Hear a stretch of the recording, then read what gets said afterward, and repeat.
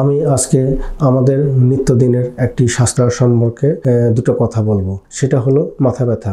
আমরা অনেকেই এই মাথা ব্যথায় কষ্ট পেয়ে থাকি, তবে আমাদের কর্মঘণ্টা নষ্ট হয় এবং অনেক ধরনের অশান্তি কাজ করে।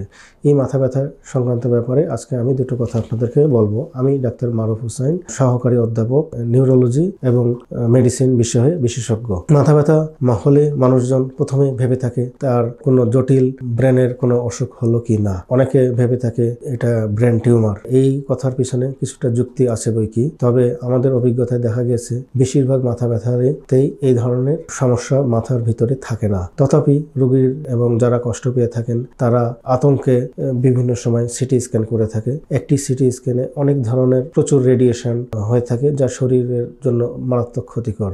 যেসব মাথা ব্যথা আগে ছিল না, হঠাৎ করে শুরু হয়েছে গত 1 মাস বা 1 ঘন্টা ধরে, সেসব মাথা ব্যথাগুলো অবশ্যই জরুরি ভিত্তিতে আমলে নেওয়া দরকার। বিশেষ করে যদি আপনার বয়স 50 বছর বা তার চেয়ে বেশি হয়ে থাকে এবং এর সাথে যদি আরো কতগুলো স্বাস্থ্য সমস্যা থাকে, যেমন চোখে ঘোলা দেখা, 2টা করে দেখা, বমি হওয়া, এসব বিষয়, তাহলে আপনাদেরকে অবশ্যই জরুরি ভিত্তিতে চিকিৎসকের শরণাপন্ন হতে হবে। আর এর বাইরে যে সমস্ত মাথা ব্যথা দীর্ঘদিন ধরে থাকে, মাথায় চাপ চাপ বোধ করা যায়, চোখের 2 পাশে চেপে ধরে, সেই সব মাথা ব্যথাগুলো সাধারণত মাইগ্রেন হয়ে থাকে, অথবা উদ্বেগজনিত বা যারা পারিপার্শ্বিক বিভিন্ন সমস্যায় চিন্তাগ্রস্ত থাকেন তাদের অনেকের এই মাথা ব্যথাগুলো হয়ে থাকে।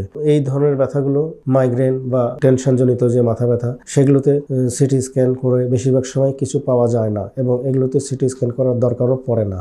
আপনারা যদি চান যে আমার মাথা ব্যথা সংক্রান্ত ব্যাপারে আরো কিছু জানতে চাই, তাহলে আপনারা আমার কাছে যোগাযোগ করতে পারেন। আমরা আপনাদেরকে আরো পরামর্শ এবং স্বাস্থ্যসেবা দিয়ে থাকার চেষ্টা করব। সবাইকে ধন্যবাদ।